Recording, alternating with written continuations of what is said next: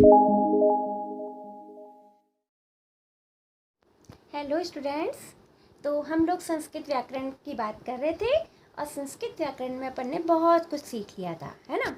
हमने स्टार्टिंग का जो बेसिक था वो एटलीस्ट करीब करीब हमारा हो गया था, है ना। बेसिक सेंस मतलब आपका कि आपने लिंग वचन कारक कारक सॉरी आज पढ़ रहे हैं अपन। एक कारक ही ऐसा टॉपिक था जो आपका रह गया था, ठीक है।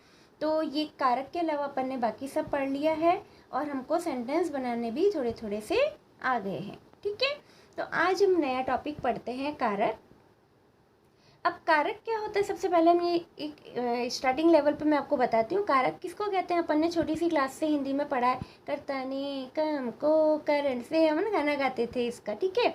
तो इस तरह से हम लोगों ने कारक पढ़े हुए। लेकिन कारक किस काम आते हैं, क्या होता है, संस्कृत में कैसे यूज़ होता है। कारक संस्कृत में एक बहुत लेंदी टॉपिक है, ये छोटा सा टॉपिक नहीं है। यदि हम इसको बहुत लेंदी तरीके से पढ़ें, बहुत डीपली जाएं, तो ये सबसे बड़ा टॉपिक कारक ही है एक तरह का, ठीक है ना। इसमें बहुत सारे सूत्र जिसको कहते हैं वो लर्न करने पड़ते हैं और हमको याद रखना पड़ता है कि कौन सी भक्ति कहाँ पे किस शब्द के साथ एडजस्ट होती है, ठीक है। तो अभी लेकिन आप लोगों के क्योंकि इनिशियली लेवल पे है और मैं स्टार्टिंग केवल क्लासेस के अकॉर्डिंग बता रही थी, ठीक है। तो मैं इसका बड़ा सा भी एक वीडियो बनाऊंगी, इसको लेंदी रूप में भी, लेकिन आप एक बार स्टार्टिंग से समझिए। तो सबसे पहले कारक की परिभाषा यदि हम देखें तो क्या होती है कारक की परिभाषा। कारक का मतलब ही ये होता है कि कारक जो है वो क्या करते हैं, कर्ता को क्रिया से जोड़ने का संबंध जो शब्द होते हैं वो स्थापित करते हैं, ठीक है। कारक के जो चिन्ह है ना, जैसे आपने पढ़ा था कर्ता ने, ठीक है, कर्म को, तो ये ने को से ये सब क्या है, ये क्रिया के साथ सीधा संबंध जोड़ते हैं और कारक को स्थापित करते हैं। तो देखो सबसे पहले हम यहाँ पे देखते हैं कारकस्य परिभाषा। कारक की परिभाषा है कि क्या कहा गया है, क्रियाम करोति निर्वर्तिति इति कारकम, ठीक है। जो क्रिया को करता है, अर्थात यह मतलब जो क्रियाम संपादती, क्रिया को संपादित करता है, सह कारकम, वह कारक होता है, ठीक है। जो क्रिया को संपादित करे, जो क्रिया को करने वाला हो, वो कारक होता है, करने में सहायक हो, ठीक है। इति कथ्यते, ऐसा कहा जाता है। अर्थात क्रिया के साथ जिसका सीधा संबंध होता है, ठीक है। क्रिया के साथ जिसका सीधा संबंध होता है, मैंने पहले भी बताया था आपको, कर्ता का सीधा संबंध किससे है, क्रिया से है। राम खाता है तो राम का संबंध किससे है, खाने से है। तो क्रिया, राम और क्रिया खाता जो है वो आपस में एक दूसरे से संबंधित है, ठीक है। तो जिसका सीधा संबंध होता है वह कारक कहा जाता है। तो अपन कारक को आज वैसे नहीं पढ़ेंगे जैसे अपन बचपन से पढ़ते आ रहे हैं, कर्ता ने कर्म को करण से, ये मैं ऐसे नहीं लिखवाऊंगी। इसको मैंने एक नया तरीका निकाला है आपको सिखाने का, ठीक है। मैं एक सेंटेंस आपको यहाँ पे लिख रही हूँ, सेंटेंस लिख के मैं आपको समझा रही हूँ कि किस तरह से हम कारक लिखते हैं। लेकिन उससे पहले अपन एक बहुत बड़ा क्वेश्चन आपके कंपटीशन एग्जाम में भी आता है और जनरली आपसे भी कोई पूछे कि संस्कृत में कारक होते कितने हैं, ठीक है। तो सबका आंसर क्या होगा, कारक 7 ही होते हैं ना, विभक्ति 7 होती है तो कारक भी 7 ही होते हैं, है ना। लेकिन कारक जो है वो संस्कृत में 6 होते हैं, ठीक है। तो आप यहाँ पे लिखिए कि संस्कृत में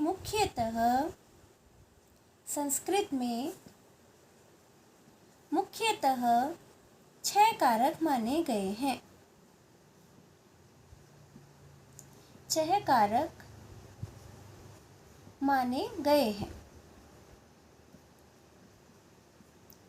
ठीक है। अब 6 कारक कैसे माने गए ये भी अपन सीखते हैं, ठीक है। तो एक सेंटेंस यहाँ पे लिखिए कि हे मनुष्य, इन्वर्टेड कॉमा में लिखना आप लोग, इससे आपको सारी चीज़ समझ में आएगी। हे मनुष्याः, मैं आपको इसकी हिंदी भी बताऊंगी, एक बार आप संस्कृत में लिख लीजिए। हे मनुष्याः, नरदेवस्य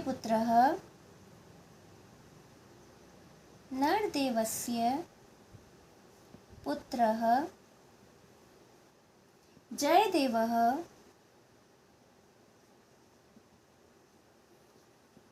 स्वहस्तेन कोशात्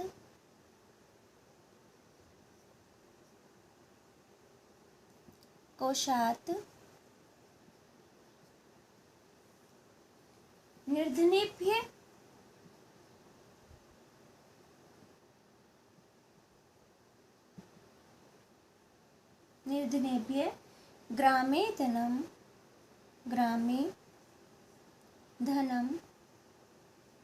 ददाति। ठीक है, ये एक आपका सेंटेंस है। ठीक है, इसकी हिंदी क्या हो रही है आपकी कि हे मनुष्यों, मनुष्य है ना, बहुवचन है, हे मनुष्यों नरदेव का पुत्र, नरदेवस्य षष्ठी भक्ति हो रही है, तो नरदेव का पुत्र जो जयदेव है, ठीक है, वो स्वहस्तेन अपने हाथ से, कोशात मतलब कोश से, खजाने से, निर्धनेभ्य निर्धनों के लिए, गरीबों के लिए, ग्रामे मतलब गांव में, धन को देता है।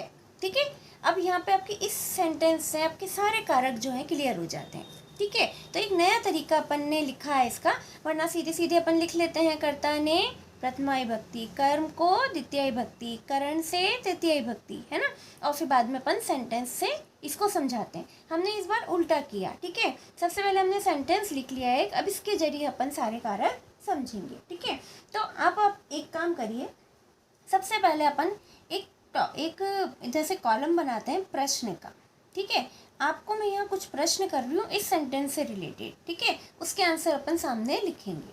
ठीक है, तो पहला एक आपका क्वेश्चन है कह ददाति, कह ददाति। ठीक है, क्वेश्चन। सेकंड क्वेश्चन है किम ददाति, सब इसी में से आएगा आंसर। ठीक है, किम ददाति। थर्ड आ रहा है आपका केन ददाति,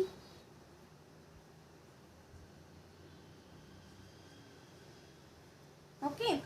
फोर्थ है केभ्य ददाति, केभ्य ददाति। ठीक है, फिफ्थ है आपका कस्मात् ददाति,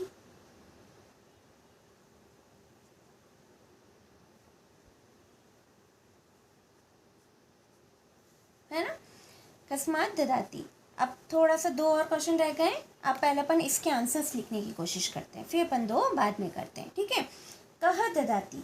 अब यहाँ पे आप टॉपिक डाल लो उत्तर। ठीक है, इन सब के उत्तर अपन यहाँ लिखेंगे। ओके, फिर उसके आगे उसका कारक लिख देंगे अपन, कौन सा कारक हो रहा है। ठीक है, और उसके आगे उसके अकॉर्डिंग कौन सी विभक्ति लग रही है ये भी हम यहाँ लिख देंगे, तो इससे आपके सारे पर्पस सॉल्व हो जाएंगे। ठीक है, अब कह ददाति, कौन देता है, यहाँ पे इस सेंटेंस के अकॉर्डिंग कौन दे रहा है, कह ददाति। ठीक है, तो कौन दे रहा है, नरदेव का पुत्र जयदेव। दे कौन रहा है, जयदेव दे रहा है ना। यहाँ पे कर्ता कौन है, देखो विसर्ग आ रहा है तो कर्ता कौन हो गया, जयदेव। तो यहाँ पे कर्ता कारक यानी देने वाला कौन है, जयदेव। ठीक है, जयदेव जो है वो दे रहा है। ठीक है, तो कौन हो गया, कर्ता हो गया। ही जो काम करने वाला होता है वो कर्ता होता है, किसी का भी पुत्र हो, किसी का भी कुछ भी हो, है ना, उससे हमको मतलब नहीं है। देने वाला कौन था, जयदेव, नरदेव का पुत्र था जयदेव। कर्ता, तो विभक्ति कौन सी हो गई, प्रथमा विभक्ति। ठीक है, प्रथमा विभक्ति का मतलब होता है कर्ता कारक।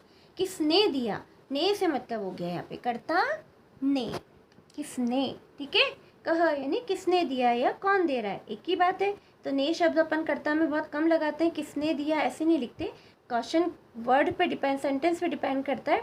तो यहाँ कह मतलब कौन, ठीक है, या किसने देता है, ऐसे तो बोल नहीं सकते थे, इसलिए कह यानी कौन देता है। तो जयदेव देता है, तो कर्ता हो गया और प्रथमा विभक्ति हो गई। किम ददाति, क्या देता है वो। ठीक है, अब यहाँ पे किम शब्द का आंसर देखो, यहाँ पे द्वितीय विभक्ति का कौन सा शब्द आ रहा है, सिर्फ यही आ रहा है। ठीक है, बाकी द्वितीय विभक्ति का कोई शब्द नहीं है। हम शब्द रूप हमने लर्न किए थोड़े से, राम शब्द यदि हमको लर्न भी हैं तो हमको पता चल जाता है कि रामम शब्द क्या होता है, द्वितीय विभक्ति होती है। ठीक है, तो यहाँ पे क्या दिया जा रहा है, धनम। ठीक है, तो हमने यहाँ पे द्वितीय विभक्ति लिख दी, धनम। ठीक है, धन को दे रहा है वो, किम ददाति, क्या दे रहा है, धन दे रहा है। तो कर्ता ने कर्म को, किसको दिया, धन को दिया। ठीक है, द्वितीय विभक्ति। फिर केन ददाति, किसके द्वारा देता है, केन मतलब कर्ता ने कर्म को करण से, के द्वारा, किसके द्वारा दे रहा है, अपने हाथ के द्वारा दे रहा है ना। ठीक है, यहाँ पे तृतीय विभक्ति क्या हो रही है, स्वहस्तेन, तो क्या हो जाएगा, स्वहस्तेन। ठीक है, अपने हाथ से दे रहा है तो स्वहस्तेन। तो यहाँ कारक कौन सा हो गया अपना, करण। करण मतलब से, इसका चिन्ह हो गया से। कर्ता ने कर्म को करण से या के द्वारा, या द्वितीय विभक्ति साधन के योग में आती है। ठीक है, तो ये साधन के योग में आ रही है, इसलिए यहाँ पे ये से जो है वो साधन के रूप में, तो ये हो गया तृतीय विभक्ति। ठीक है, फिर उसके बाद हो रहा है आपका केभ्य ददाति। केभ्य क्या हो रहा है, कर्ता ने कर्म को करण से संप्रदान के लिए। केभ्य किसके लिए होता है, रामेभ्य, तो किसके लिए हो गया, क्योंकि यहाँ पे किसको किसके लिए दिया जा रहा है। ठीक है, तो यहाँ पे क्या हो जाएगा, निर्धनेभ्य, गरीबों के लिए दिया जा रहा था। ठीक है, तो यहाँ पे हो गया निर्धनेभ्य। ठीक है, निर्धनेभ्य। अब देखो ये चीज़ थोड़ी सी आपको टिपिकल इसलिए लग रही होगी क्योंकि आपको शब्द रूप यदि मान लो लर्न नहीं है तो उन लोगों के लिए तो थोड़ी सी डिफिकल्टी वाली बात होगी कि मैम ये क्या कर रही है, कौन सी तृतीया, कौन सी पंचमी, कौन सी चतुर्थी, है ना, हमें समझ में नहीं आ रहा होगा। लेकिन अभी पहले आप ये समझ लीजिए, फिर मैं वो सिंपल वाला भी आपको बताऊँगी किस तरह से क्या होगा, है ना। तो एक बार ये थोड़ा सा लेवल हाई करके मैंने पढ़ाया है, जिससे कभी कभी ऐसे भी समझ में आ जाता है। शब्द रूप आई थिंक जो संस्कृत जिनकी स्टार्ट भी हुई है वो बच्चे भी, और जिनकी जो लोग पढ़ चुके हैं उनके भी राम शब्द और शब्द रूप सबके जो है इनिशियली लेवल पे सबके शब्द रूप थोड़े थोड़े से क्लियर होते हैं। ठीक है, उस अकॉर्डिंग मैंने ये चीज़ बताई है आपको, जिससे आपको ज़्यादा अच्छे से समझ में आएगा। तो केभ्य ये बहुवचन शब्द है, तो हमने आंसर भी बहुवचन में लिखा, तो क्या हो जाएगा, संप्रदान के लिए।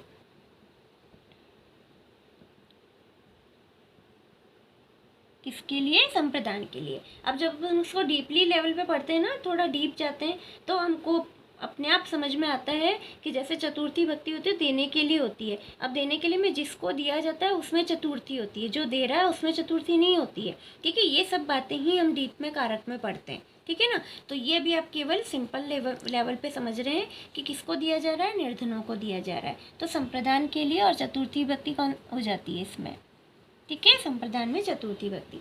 फिर कस्मात ददाति, किससे देता है, कहाँ से दे रहा है वो। ठीक है, कहाँ से निकाल के दे रहा है, कस्मात अलग होने के अर्थ में होता है। ठीक है, ये आपके देखो प्रश्न निर्माण वाले शब्द भी बनते तैयार होते जा रहे हैं इससे। कह मतलब प्रथमा विभक्ति, कह, कऊ के, कम, कऊ, कान, इसके अलग धातु रूप शब्द रूप चलते हैं। फिर किम के कानी, किम के कानी, इसके नपुंसकलिंग के। फिर तृतीय विभक्ति से पुल्लिंग और नपुंसकलिंग सेम हो जाता है, तो केन, केभ्य, कस्मात, ये तृतीया, चतुर्थी, पंचमी में इस तरह के शब्द होते हैं। ठीक है, तो कस्मात मतलब कहाँ से दे रहा है वो, तो कोशात, अपने कोश से निकाल के, खजाने से निकाल के दे रहा है। ठीक है, तो कोशात। ठीक है, और यहाँ पे क्या हो जाएगा, क्योंकि जब भी किसी चीज़ से अलग होने की बात होती है ना तो हम अपादान करते हैं। अपादान भी से होता है, लेकिन ये से अलग होने के अर्थ में, पृथक होने के अर्थ में। ठीक है, क्यों अलग हो रहा है यहाँ पे, क्योंकि अब खजाने से धन निकल रहा है तो धन बाहर हो रहा है ना, अलग हो रहा है, तो वो अलग होने के अर्थ में हो गया। ठीक है, हम घर से स्कूल जा रहे हैं तो हम घर से अलग हो रहे हैं फिर स्कूल जा रहे हैं ना, तो इसलिए जब भी अलग कहीं से अलग होते हैं तो उसमें पंचमी विभक्ति का प्रयोग होता है। तो कस्मात ददाति किसको कहाँ से देता है, तो कोश से देता है, अपादान, और ये हो गई आपकी पंचमी विभक्ति। ठीक है, अब देखिए 6 नंबर पे क्या है, 5 तक अपना हो गया। कस्मात ददाति कहाँ से देता है, कोश से देता है, पदान और पंचमी विभक्ति। अब 6th क्वेश्चन है आपका कि कुत्र ददाति, कुत्र मतलब कहाँ। ठीक है, ददाति मतलब देता है, कहाँ पर देता है वो। ठीक है, क्वेश्चन पूछ रहा था कहाँ देता है, तो अपने सेंटेंस अभी मैंने रब कर दिया है। सेंटेंस में था अपने ग्रामे ददाति, गाँव में देता है जाके वो। ठीक है, यदि आपने देखा होगा अपने इसमें देखना कि गाँव में देता है वो, तो क्वेश्चन क्या, इसका उत्तर क्या हो गया, ग्रामे, गाँव में देता है। तो कौन सी विभक्ति हो गई, ग्रामे, तो ये तो सप्तमी हो गई, अधिकरण कारक हो गया। ठीक है, तो ये हो गया आपका अधिकरण कारक।